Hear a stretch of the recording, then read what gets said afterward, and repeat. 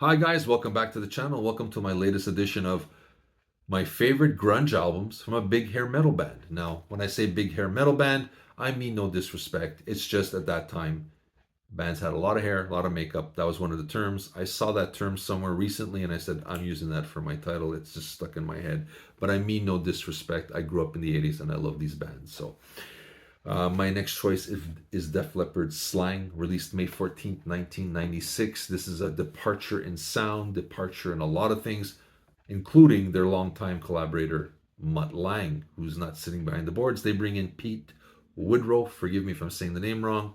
So Woodroffe and the band are producing this record. This is a very stripped down record, a very darker record, there's a sense of, there's an undertone of foreboding along the way, urgency, introspection, excuse me.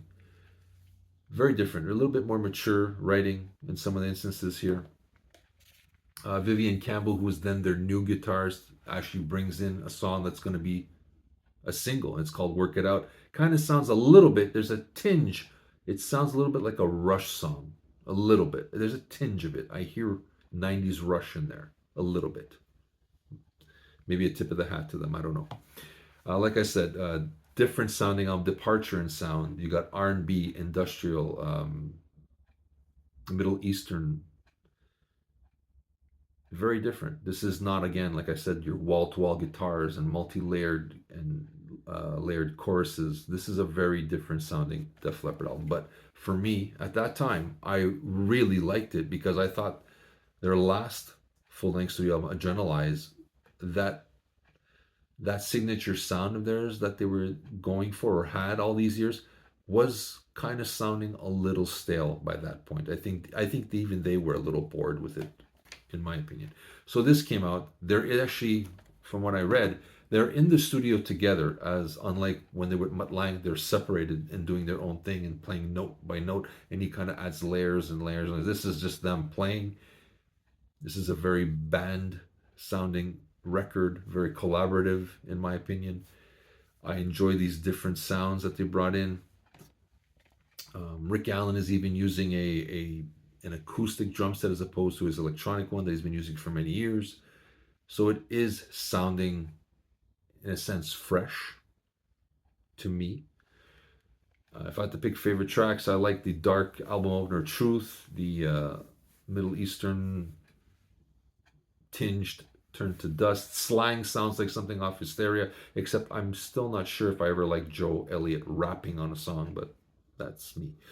All I Want Is Everything is a fantastic ballad. Work It Out is that Rush tinged song, or 90s Rush. But, that's what I hear.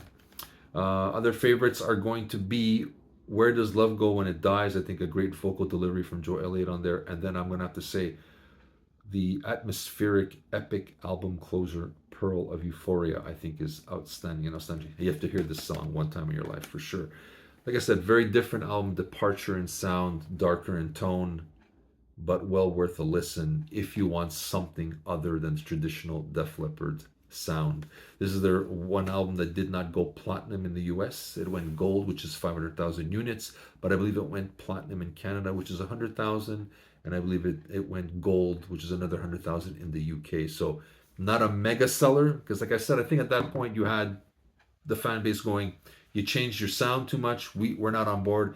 And you get the guys who are into grunge going, you're an 80s band trying to just ride the coattails, so we're not buying what you're selling. And I think that's what happened here. They just had a hard time, and they weren't going to get played on radio. I think I heard Work It Out twice.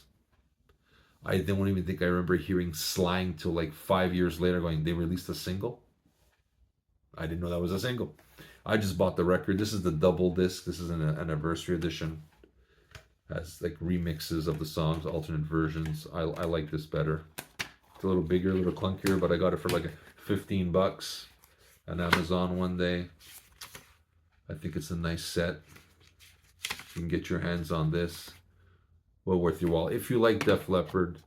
But again, like I said, this is a different sounding Def Leppard. So if you're expecting Hysteria Part 3, you will be disappointed. If you're looking for a band that has expanded their musical palette and are I think excited to try something new, Doesn't always succeed. I think there's a couple clunkers like Blood Runs Cold doesn't do anything for me, and Deliver Me is hit and miss. There's some days I like it, some days I don't. So overall, there's two songs that kind of I don't gravitate to. But if you're looking for something different, for a departure in sound, for a band that seems to sound excited doing something different, do yourself a favor. I'll post a couple of songs down below. You let me know what you think. Do you have this album? Have you ever heard of this album? Were you against them doing this? I'd love to hear your thoughts on this. This is Steve from the Round Table with my third choice of favorite grunge albums from a big hair metal band, and it is Def Leppard's Slang. And I'll be seeing you soon, guys.